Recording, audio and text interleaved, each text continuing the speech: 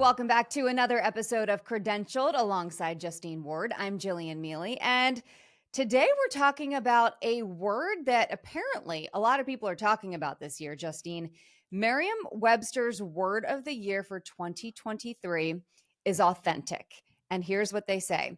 A high volume lookup most years, authentic saw a substantial increase in 2023, driven by stories and conversations about AI, celebrity, culture, identity, and social media. So I kind of want to start by getting your take on why you think Mhm. authentic is such a prominent word this year. Isn't it interesting that Yeah. something that seemingly seems simple really is not? And it's driving people to go seek it on the internet for various reasons, as you just mentioned. I do think it is not as simple as it seems, right? We think that we stay true to ourselves, but oftentimes we don't. And why I think people are compelled to look at it is I think people are craving authentic people, authentic leaders more than ever. And I think so many voices have been amplified on social media, and people are really looking for those authentic voices. And I know in my own career, Jillian, I work with senior leaders all of the time. And a lot of times I am giving them advice that those they work with are wanting more of them, more of their true self at the workplace. Yes, you want to be credible, you want to be capable, but now it seems that people almost even need more of leaders than they did before. Why do we think that is though? Because I was spending some time thinking about this, and we've been talking about doing an episode surrounding this word for a couple weeks now. It really means something to me, and I'll get into that a little more, my personal reasons behind it why a little bit later, but I get it with the rise of social media, with TikTok and Instagram and the reels and the video, and things are constantly in your face and you don't know, I think sometimes, what's real, what's fake. We talked about this in our social media episode, how it's sort of everyone's best life out there on the internet. And I wonder if there's a little fatigue of that Mm, going on, mhm. or I wonder with COVID and coming out of that in these last few years, and now everyone trying to get back to work and life trying to get back on track. And now maybe people are searching for that deeper meaning of what is authentic to them because they had that time during the pandemic to Mhm. really stop and think. Maybe it's a Sure. combination. And I think people also like being around authentic people. Those are people you want to surround yourself with, whether it be at work or in your personal life. Being authentic builds trust, right? You can trust what someone is saying. You can trust they're going to act on what they're doing. I think people are sick of flaky people, whether it be social or work wise, right? And I think that you can sense it. You can sense there's just this almost this spidey sense, this tingle when you're like, I'm not quite, there's something off here where I'm not quite trusting. Something's telling me that this is a bit disingenuous. Have you I had that agree with you feeling? 100%. And that's exactly, we talked about this a few episodes ago, kind of in our introduction episode, where there was a reason that we felt like we clicked as well as we did in New York when we were both there. We both didn't know a ton of people. We were both in this big city and we clicked, I think, because certain times you do get that feeling, whether it be about a person, whether it be about a situation or a job, or you name it, you sort of get that.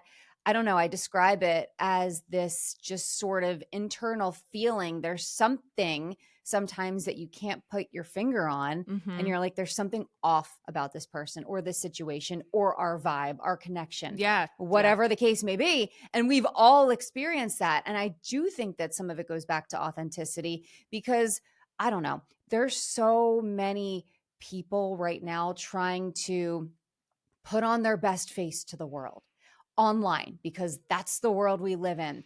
And we talked about this before. It's that battle of how do you be yourself without feeling like you don't fit in somewhere. And so Mm-hmm. I think Mm-hmm. people are searching for that. How do I be myself right now in this new world that has rapidly changed with social media? With AI, you don't know anymore if you're looking at a video. Am I watching a human or is this a bot? Like, I'm not sure. Isn't that Which is crazy? what's crazy because they look so human like, right? And they seem for all intents and purposes to be a real person and they're not. Yes, And it's it's easy to just be wild. Yeah. Okay, so my question is then next, what does authenticity mean to you? Because it Mhm. means something different to each person. And you said a few minutes ago, and I agree, I'm paraphrasing how you said it, but it's not quite as easy to do Mhm. as people think. Sure. I think it's being genuine, being transparent. I think it's representing what matters to you in your life and making choices that align with what's important to you. I think it's also being transparent in a way where you're not showing all of your feelings all of the time, right? There's a such thing as being too reactive. But when people talk to you, they get the genuine sense that one, you are not being transactional. So you are not going into this interaction to get something from them. Because I do think we talked about social media, Jillian. There's a lot of people out there who are looking to elevate themselves through what folks call quote unquote clout chasing. One example Yes. of being transactional, like, does this person really want to be friends with me, or does this person want to be friends because of my influence, social media following, etc.? So I think it's having a genuine interest in the relationship. And I also think it requires some vulnerability, and that you are sharing parts of yourself, parts of your beliefs, parts of what's informed your course in your life. And that sometimes that may not be what's popular, what's getting the likes, what's getting the clicks. We had that conversation on social media and a lot of the pressures on women, for example. Hmm. But it's being what you think is your genuine self and doing your best not to be influenced by what's really popular. If it Well, doesn't vibe with you, if the popular yeah. things vibe with you, great. But if they don't, then that, and you're just doing it because it's popular, that's a bit inauthentic. So I want to give you this example. When you were talking about that, I something popped into my head. The last job that I left, there were a few people that I was not surprised I didn't hear from when I left, because going back to that, you sort of get that vibe from them Mm-hmm. that they're not being their authentic self, and they're kind of being nice to your face, and they're kind of, I mean, fake, if you want to put it that way. I'll put it that way.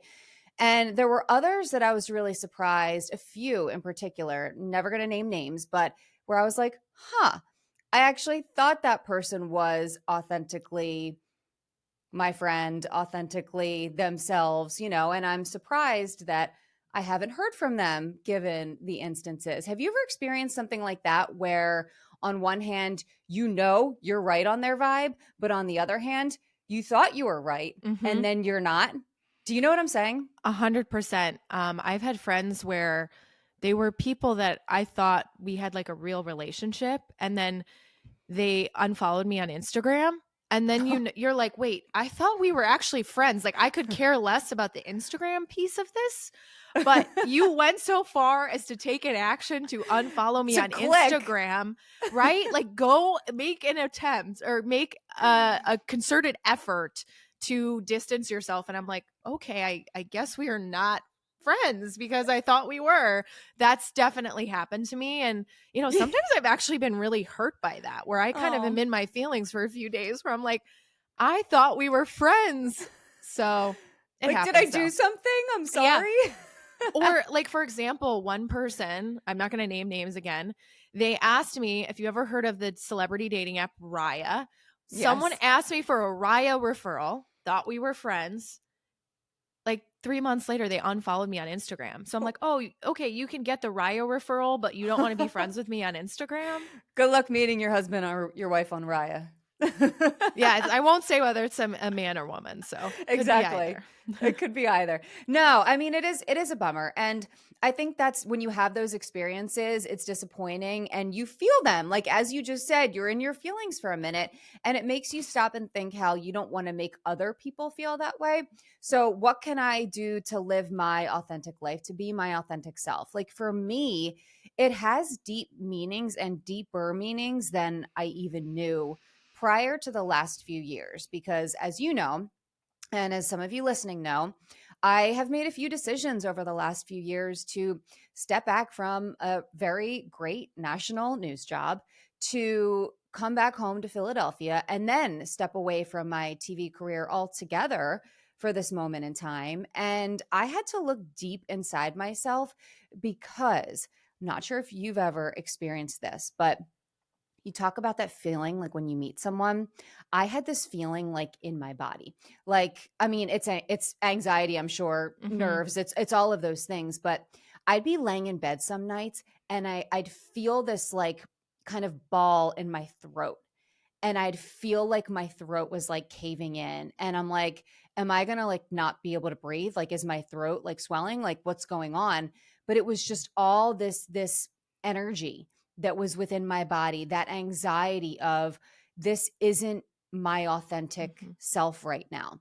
This situation, these people, whatever the situation is going on, it wasn't authentic to me. And I was having this like body reaction to it. Mhm. Have you ever had that? Yes. And there's a quote or a saying that's the universe will make you so uncomfortable you have to make a Hmm. change. And Hmm. I think that I've had similar things when I left New York. I, to be quite transparent, was having horrible anxiety and couldn't pinpoint why. I just felt uncomfortable.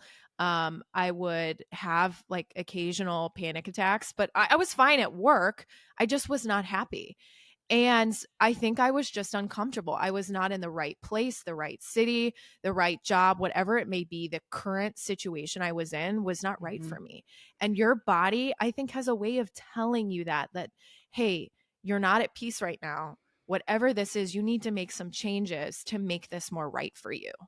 It's hard to do that though. It's hard to listen to that. It's hard to feel it. It's hard to understand it. There was one morning, it was like 2 or 3 o'clock in the morning when I was having this anxiety attack or panic attack or whatever you want to call it, the feeling inside. And I called my mom and I'm like, I feel like I can't breathe. And she's like, you need to just breathe. You need to calm down. And it was one of the first times I really experienced that strongly. Hmm. And I'm like, okay, what do I have to do about this then? Because truthfully, I knew the problem. The problem was the situation I was in. The problem was I needed to make changes in my life. And I knew that. I had been going down that road for a few years. I had even been writing about it. I've written so much over the last few years through this journey and experience because I knew it was going to be transformational in my life. I didn't know how I was going to be transformed. I didn't know what it was going to look like on the other side. Still don't know, still kind of in that journey, but I knew I had to do something about it. And Justine, the decisions you make in those moments to be authentic to you, that's why I say it is so hard because I just lived it the last few years to Hmm. give up a great career, to give up a salary, to give up that comfort, to give up everything I worked for so long to be able to say, this isn't right for me. I understand why people don't do it. And I understand why you hear people say it can be hard to be authentic. I actually, when I hear people say, oh, it's not hard to be authentic, just be yourself. I'm like, it's a little bit harder than that. It's a little more Well, complicated than that. it is. And I hear too and totally understand what you're saying. It is way easier said than done because when you make those big decisions, you don't know that you're going to come out of this okay. So you're No. taking that leap of faith that this is going to line up because something is greater than yourself is telling you to go do this. And you know you're so uncomfortable that you have to make a change. You have to try to do something differently. But it's very hard to be authentic. We've had a lot of, I think, some fears in doing this podcast because you are a bit exposed. You're putting yourself out there. Yep. And here's the thing, we had this conversation about social media, right? And the pressures on women, the pressures to show skin, etc. And what did we get on social media? Now, we are so appreciative of the 85% of you who said wonderful things, Yes. appreciate us, say thank you for showing us this example. I'm going to show this to my daughter, etc. But then there's that 15% that want to tear you down. I went on a major block party after that episode. By the way, I did because I was, and I even texted you. I said, I shouldn't be shocked, but I'm somehow shocked at some of these comments that I am receiving, that we are receiving based off that episode. And yes, I don't want the negative to outweigh the good. So I echo your sentiment of saying to those of you who have been so gracious and grateful and even interactive in these conversations online, we love you and we thank you so much. there are people out there who literally don't get it. And it just like, if you open social media, you look at the comments, I just have to laugh sometimes anymore because I'm like, really? And then they did exactly what we're trying to take a stand and have a voice about what's happening to women on social media. And then it spurred them. And we're like, there was a couple where they were like, so you're not sending any bikini pics? And it's like, no, we are not. No. No, we are not. So, how do you be authentic then in the workplace? Because, like, Hmm. being authentic online is one thing, that's kind of up Sure. to you. But how do you do it in the workplace?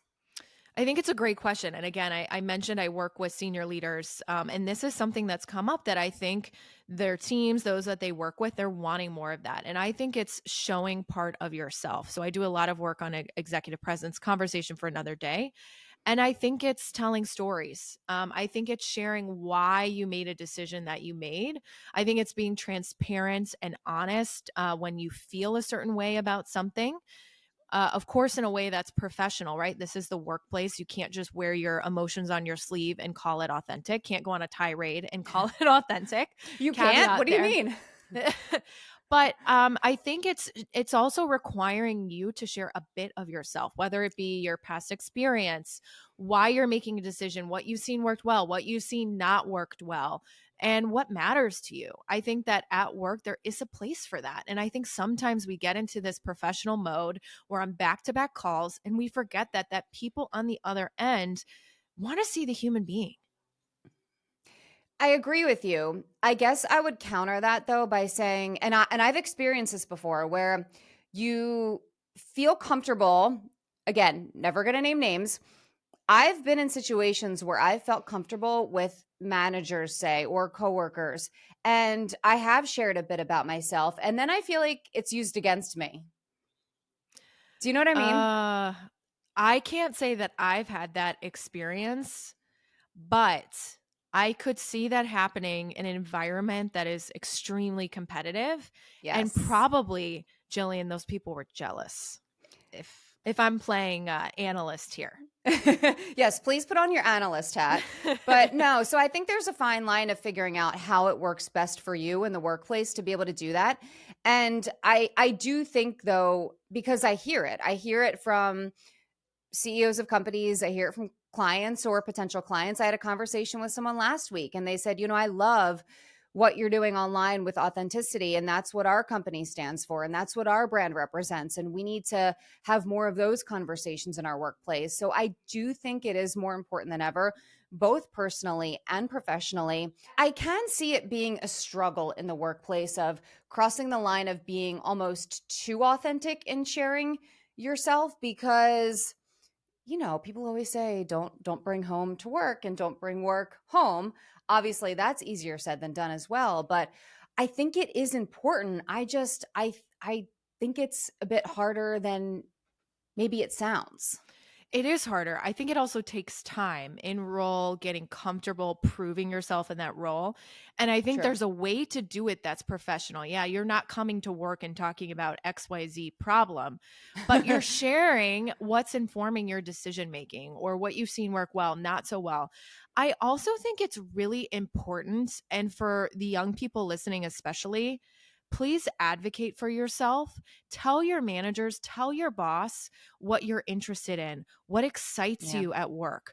Because at least in my career, I have always told my bosses what I wanted to do, what I was interested in. At work, you're always going to have to do things that you don't love. That's work. That's why they call it work, right? But there's a way to also create a career and an interest at a job that works well for you. And I think that served me really well. For example, when I worked in Arkansas, I told my manager at the time, I love sports. I'm interested in sports journalism. Please give me any opportunities, even if it's covering the sports from a news angle. So then when those opportunities came up, I was the first person that they thought of. Yeah. Always advocate for yourself. And I think that's part of being authentic too. And people want to know. They want to know what excites you, what gives you energy, what are you doing outside of work that's really cool that they may not know about you. Those are small ways that I think even for somebody who's like, how do I do this authenticity thing? I'm shy or I'm more of an introvert. You find a way to do it in a way that is, for lack of a better word, authentic to you. No, you're so right about that because even over my years in broadcasting, I would say same as you. You know, I love covering sports. I covered sports for a part of my career, actually parallel like news and sports throughout my whole career. But when I was in my news roles, they knew I loved sports. And so they let me cover sports. And even recently in my last job with getting my MBA, knowing that I was interested in business news, letting me have the opportunity to cover those things.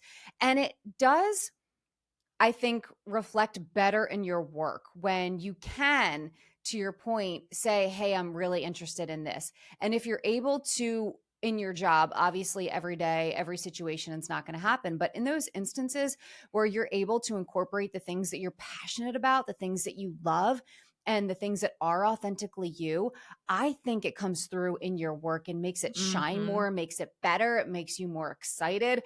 I could tell when I was covering stories that I was really passionate about versus stories that I was told I had to cover.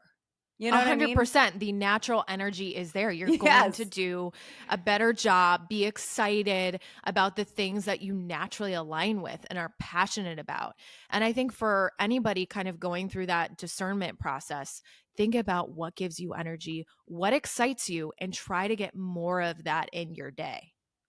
The other part of this that I think can be challenging is you've been along this journey as my friend these last few years that I've, made these various decisions and changed my life. And I'm doing, I've done a complete 180. And what's hard too, when you're really kind of taking that step back to look deep inside, to think about who you are authentically and what's important to you and who's important to you, sometimes you have to walk away from certain people in your life too. I think I'm primarily talking about friendships, maybe other opportunities, jobs, things like that. I walked Mhm. away from a few of them, but it can be really scary to walk away from things or people that you know aren't right for you. And I think that that's a really hard thing for people to do is to, I don't know about you, but I've read so many quotes and so many things revolving around the idea of when you are sort of getting to the pinnacle of your journey, it's lonelier there. Mm. Mhm. And that's because when Mm. I think, anyway, for me, this is my experience, when you're finding your true self and taking those steps to get there, you do have to make those hard decisions to leave a lot of things and people behind. And it can be a really hard thing to do. Incredibly hard because we feel like we've invested in this, especially if you think Hmm. about the journalism career. We put years and years, we spent the time in those small markets. We put the time in. It's really hard to walk away from something that you've invested in. And similarly, on the people side, I don't know if a lot of people know this, but I was in a relationship for 2 years with somebody that I thought I was going to marry, and it was not right. But I ultimately, and it was probably the hardest thing I've ever done because I genuinely cared and really loved for this person, really loved this person. I walked away because where I was trying to go and where that person saw their future did not align. And those are the tough sacrifices. And I think it's also where faith comes in. Hmm. Because in my mind, if you, and I'm a religious person, I've talked about this, if you show God, I'm willing to give this up because I believe there's something better. That's how I think. And it's so much easier said than done. A lot of tears, a lot of conversations, a lot of thoughts around all of these things, the decision to get an MBA, the decision to go seek something better for you. But Hmm. I love that quote. And it was so beautifully said that it can be really lonely, especially when you're carving out a really unique path that maybe somebody else doesn't understand. And by the way, you're a Mrs. now. I am. I Congratulations. am. Thank you. I know this is my first podcast as a married lady. So very happy. Wedding went great. So And you looked beautiful as to thank be you. expected. But that proves the point right there. Like you said, you had to make that hard decision to walk away from something that wasn't authentically you. And now look at how your life has changed and look at the joy that has been brought into your life, the people that have been brought into your life. You're now married, you're now planning for your future in different ways than you were even a year ago. Mhm. So you're a perfect example on the personal front. I think I'm a good example on the professional front. Look at the two of us doing these things. A lot can change, right? If you're in a hard season, a lot can change in a year. A lot can Yeah. change. And, you learn from those tough experiences. Like Yep. we talked about having those really anxious moments. Well, those anxious moments got us where we needed to go. It wasn't fun when you're in the middle of it, but you learn from them. You figure out what's important, and it helps you get to that place that's authentically you. Yeah. No, I agree with you. So, kind of rounding this out then to complete it, authentic, the word of the year.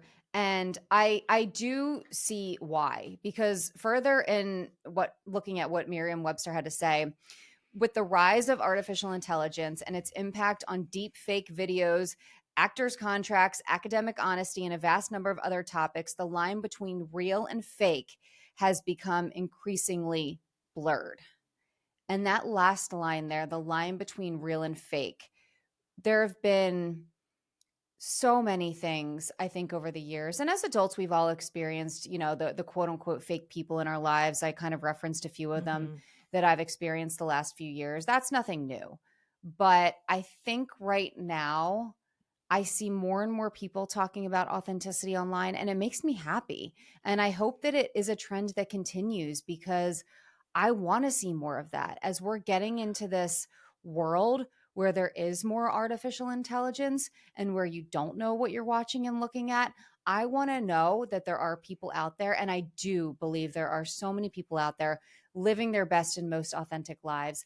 I just hope that everyone can do it and has the courage to do it, Mm. because once you take that leap of faith, as you described earlier, and we've both done it in various instances in our lives these last few years, it can be really scary. It can be really challenging and difficult. I got a mortgage to pay. I don't have a salary coming in.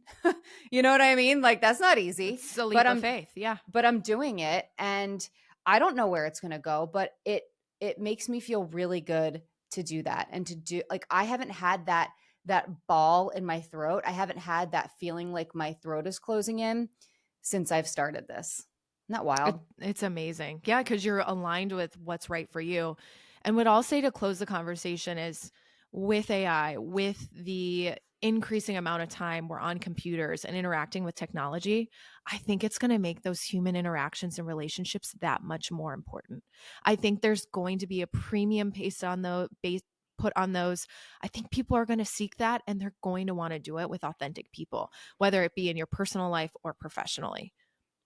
I agree with you 100%. So next time we're in the same city, we're going to go, we're going to have some food, we're going to have a glass of wine, sit one on one in person, our authentic selves, and not be over this On the video chat like we are. phones. Not sitting here with our AirPods in. No, but you're right. I believe in that too. There are people that I know in my life who are taking a break from social media right now because they want to have those personal interactions. They are so important. We're going to have another conversation about how important they are, especially in the work world. So stay tuned for another episode of Credentialed. That's going to be coming your way. But in the meantime, Justine, thanks for being authentic and vulnerable.